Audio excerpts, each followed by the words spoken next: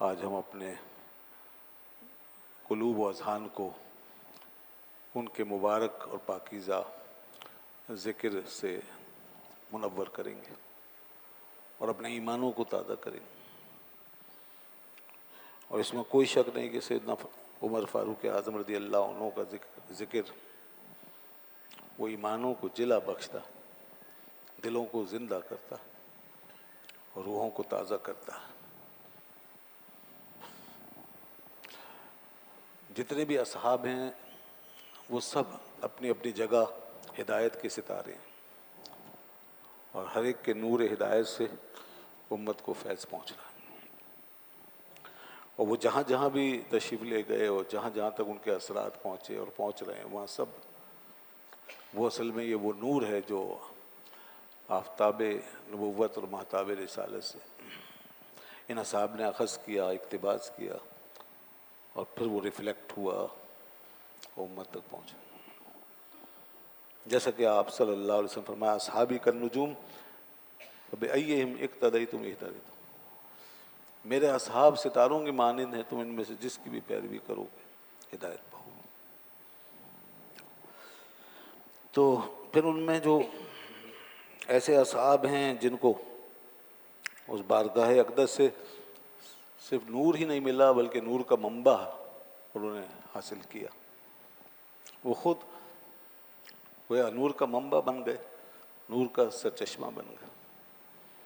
ان اصحاب میں، ان جلیل القدر ہستیوں میں عظیم الشان ناموس نوامیس میں ایک نام حضرت عمر فاروق اعظم رضی اللہ عنہ.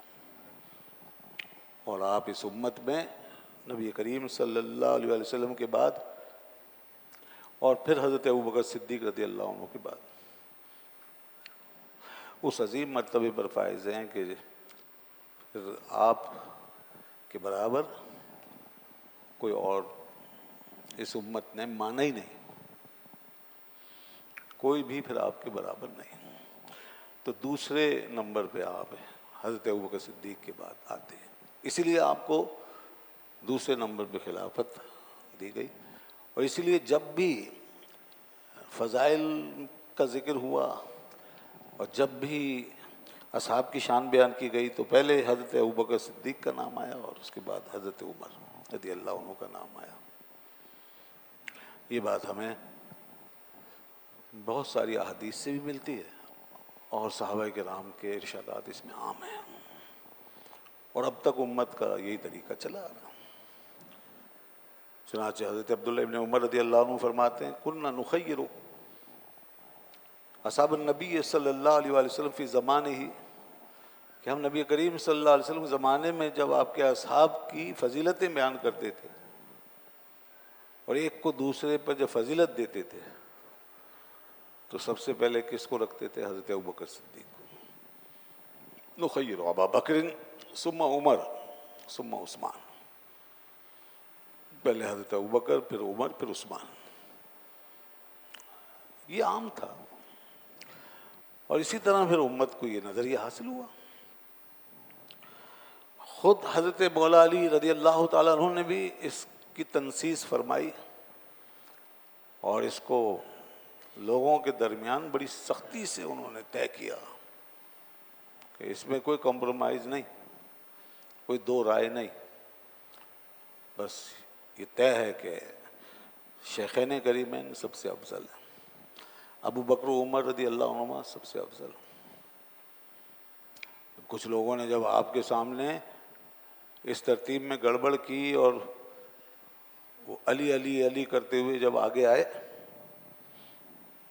اور یہی دھوکہ ہوتا ہے جو پہلے ان کو لگتا ہے اور پھر سننے والوں کو بھائی علی علی کر رہے ہیں تو صحیح کر رہے ہوں گے، اب جو کہیں گے وہ صحیح کہیں گے کیوں علی علی کر رہے ہیں، علی علی علی علی. بھائی بہت رو رہے ہیں، بھائی بہت دھو رہے ہیں، بہت رو رہے ہیں، بہت گریہ کر رہے ہیں، بھائی بہت نام لے رہے ہیں، بڑی محبت ہے. تو اب یہ جو کہہ رہے ہیں صحیح ایسے ہی تھے. اسی طرح وہ علی علی علی علی، اور پھر علی آپ ہی سب ہیں، بس سب سے افضل آپ. ہمیں نہیں پتا، حضور کے بعد ہم کسی کو نہیں جانتے، بس آپ ہیں جو کچھ ہے. دیکھیے تو اس زمانے میں وہ بڑے سچے لوگ تھے، حضرت علی رضی اللہ عنہ تھے خود موجود، پھر اصحاب، پھر جلیل القدر تابعین تھے، وہ اس طرح کی چیزوں کا کہاں شکار ہو سکتے تھے؟ اس لیے انہوں نے ایسے لوگوں کو خوب سمجھا، ان کو بالکل چھانٹ کے الگ کیا، اور یہ ایک الگ گروہ ہے جو یہ باتیں کر رہا ہے۔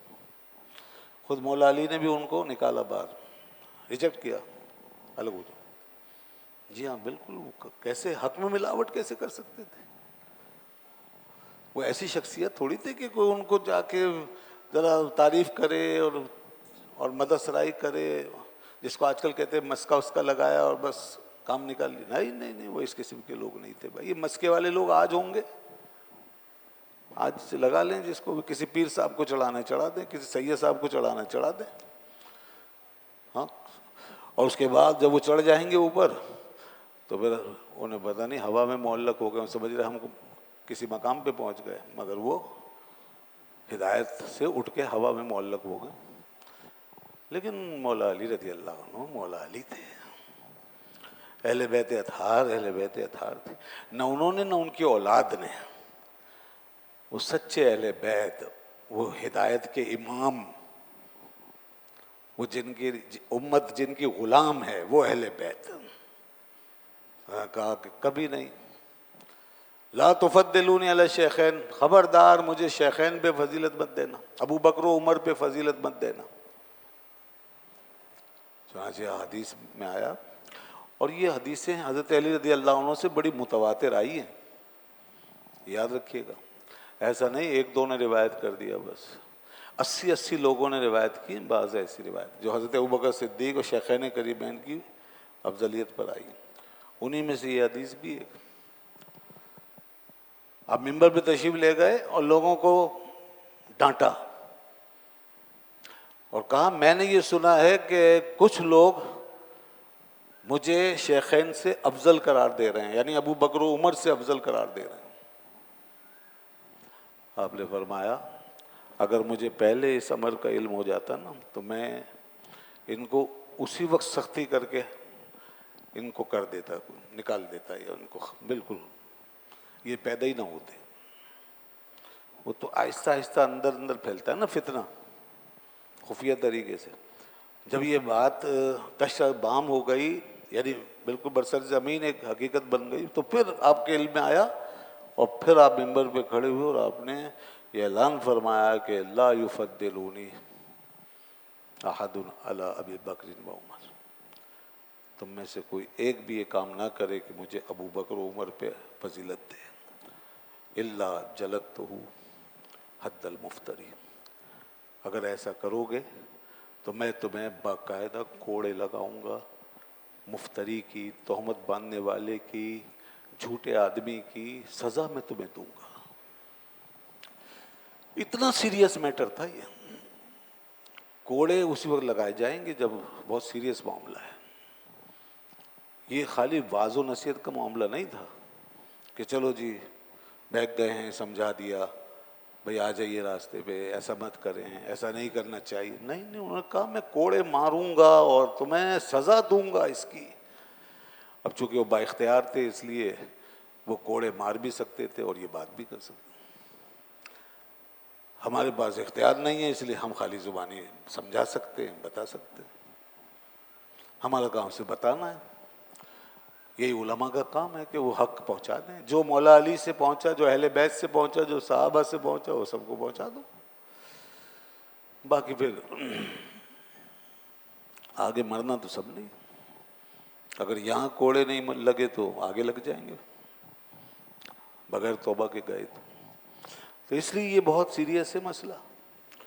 آپ فرما رہے ہیں میں تمہیں حد لگاؤں گا اگر تم نے مجھے ابو بکر و عمر پہ فضیلت دی۔ اللہ اللہ، اور اسی طرح یہی فیضان آگے بڑھا ہے، اور پھر آپ کے اولاد امجاد، آپ کے بیٹوں میں، آپ کے بیٹوں کے بیٹوں میں، یہاں تک امام باقر سے بھی ہمیں ملتا ہے، امام جعفر صادق رضوان اللہ علیہ مجمعین، یہ سب اسی عقیدے پر۔ انہوں نے کہا جو شیخین کریمین کو برا کہے وہ ہم میں سے نہیں ہے، امام باقر رضی اللہ عنہ، امام جعفر صادق رضی اللہ عنہ، تمام ائمہ اہل بیت، ان کا یہ فرمانا تھا جو شیخین کریم ان کے بارے میں لب کشائی کرے اس کا ہم سے کوئی تعلق نہیں. خدا کی قسم ہم ان سے بری ہیں، ہم ان سے بری ہیں، ہم ان سے بری ہیں.